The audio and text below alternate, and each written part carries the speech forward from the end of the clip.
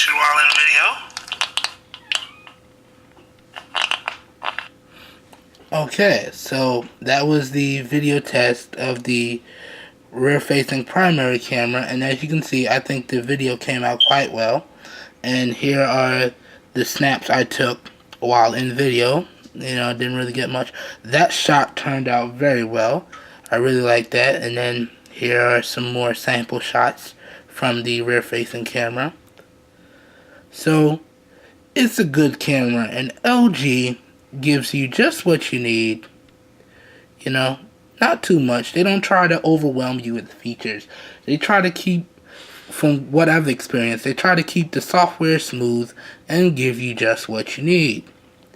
Which is what I'm sure everybody wants out of their camera. They don't want to be overbeared with features. So the camera on this guy is awesome. Now, let's get out of that real quick. Now, moving right along, did the cameras for you guys. Now, let's talk about gaming on this device. Now, I'm going to give you a quick little sample. And then I'll talk about some of the games that I've tested here. So let's just load up a little game here.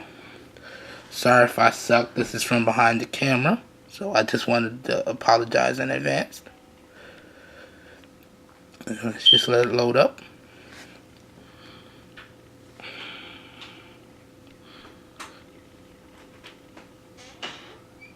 Now, I played a lot of games, so I got tired of hearing all the sounds, so I muted the game volumes. So let's just go ahead and play a little bit here. And with the big screen, it makes it quite easy to play.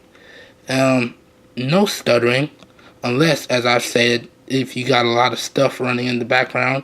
And right now I do. But if you're just playing games, no stuttering, and it runs quite smoothly. And it's actually very easy to play with this big 5.7 inch screen. Alright, I'm not going to play the whole thing, because, you know, I'm trying to keep this a little short, but get it nice and in-depth for you guys. So, I'm going to go ahead and get out of that. Now, in terms of other games that I have tested, I did test quite a few, and they work no problem. But you're going to need an SD card for them, because they are quite big. I tested Dead Trigger 1, not Dead Trigger 2, but I'm sure Dead Trigger 2 would work no problem. I tested Real Racing 3. I tested Asphalt 8. I tested Modern Combat, Blackout, I think it was called. And all of these games ran no problem. Now, I didn't keep all of them on there because, you know, if I don't really like it, I'm not a real heavy gamer like that. But I still wanted to test it for you guys so I can give you guys my opinions of the performance. And they all ran quite well. And I also tested CSR Racing and CSR Classic, which ran quite well.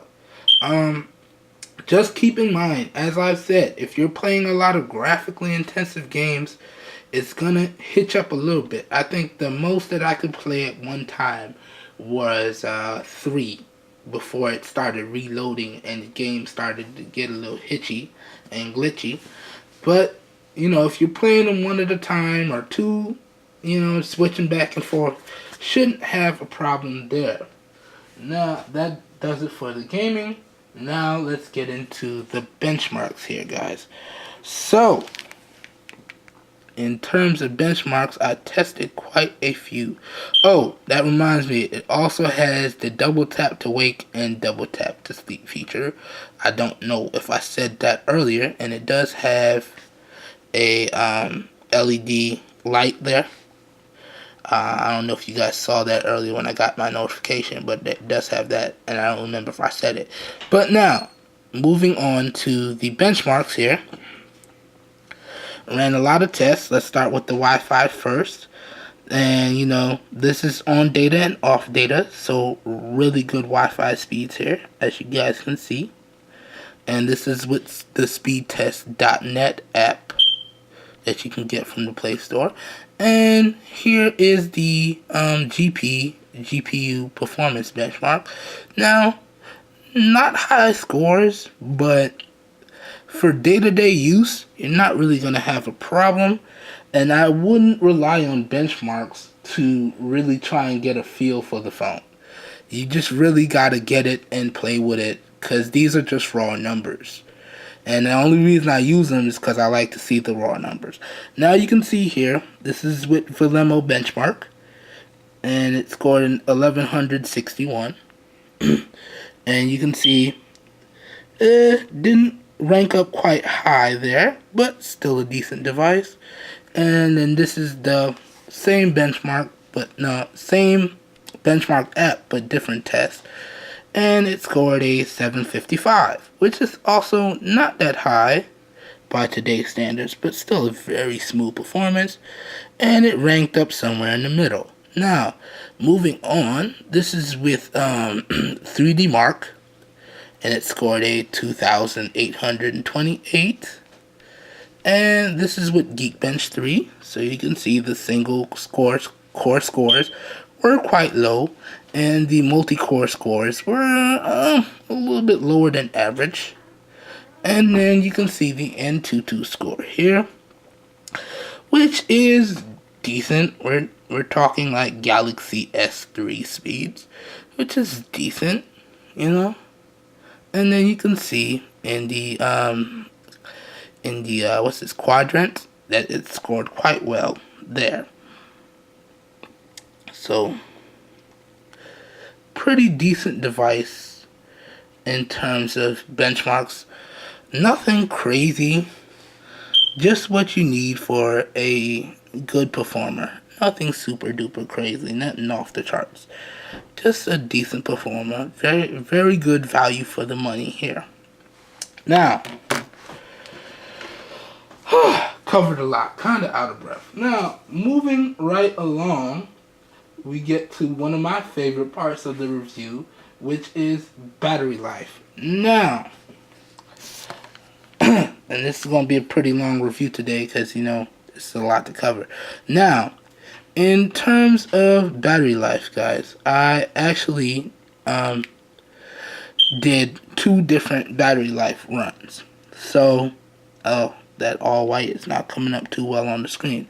But the first run I did was with the ARC runtime, and I did seem to get better scores. So this is with heavy use, and you know, that's moderate use, and as you can see, got some pretty good times and a pretty great screen on time there. And then as we move further down, this is with heavy use, and you know, yeah. So as we keep going now, I think, yeah, this is light use here.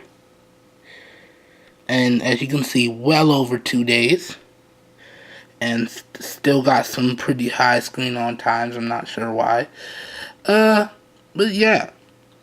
The battery performance on ARC is great. Now, if I switch over to Dalvik, because I switched the runtimes back, it becomes more okay. Still great, but not as good as ARC. So if I had to recommend which runtime to use if your phone does it, or if you're going to pick up this phone, I would recommend to use the ARC. Now, because you're still going to have to deal with the glitches either way, and the random reboots either way. So why not use the runtime that's going to give you the better battery life? But, you know, if you leave it on Dalvik, you're still going to get decent battery life. As you've seen there, this is the light use test. And I got 2 hours of screen on time, so it did last quite a while everybody else was plugging in. I still had juice. This is moderate use. Yep. Got a pretty good screen on time there. And, you know, there you go. And now we're going into heavy use. Oh, my bad. This is moderate use. Sorry, guys. And that's heavy use. And then for heavy use, got that screen on time there. So yeah, in terms of battery, if I had to average it out, because I know that was a lot, I would probably say with heavy use, you're definitely gonna get through the day, and you're probably gonna get about 6 to 7 hours of screen on time. With moderate use, once again, you're definitely gonna get through the day, and you'll probably have about 6 to 8 hours of screen on time. And then with light use, you're gonna probably make it 2 to 3 days, and you know how that goes. So the battery on this guy, which is a 3200 milliamp hour, is really good, and had no issues with the battery, you guys. So I think that brings us to the last part of the review, which is the price. Now, this price is really, really good. I picked this up from Amazon, and with shipping included, I think I paid about $175, which is really good. And this is a used device, but y'all already know how I feel about used devices. I take care of all of my devices, and if the person I bought it from previous took care of it decently, you're still gonna get a pretty good device for a pretty great price. So altogether, I paid about $175, and I must say that aside from the random reboots, it was definitely worth the money. Now, am I gonna keep the phone? Probably not, because money's a little tight right now, and I need to sell this phone to get more funds to buy other products for the channel. But do I wish I can keep this phone? Yes. I really did have a great experience with this guy, and I think if you purchase maybe an additional battery and a case, because as I've said, it's quite slippery, then this is going to be a pretty good device for you. All links to where to purchase this guy will be, where I purchased this guy or looked at where to purchase this guy from, will be in the video description.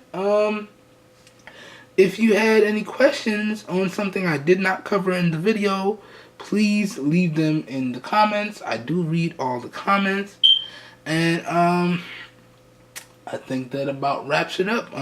Once again, I'd like to thank all my subscribers. We hit over 200 subscribers just in the past couple of days, and I just want to thank you guys for putting up with me. And as always, if you want to see more raw, uncut content like this, please subscribe to my channel, and please hit the like button, because that really helps me out. And you guys have a nice day. Peace.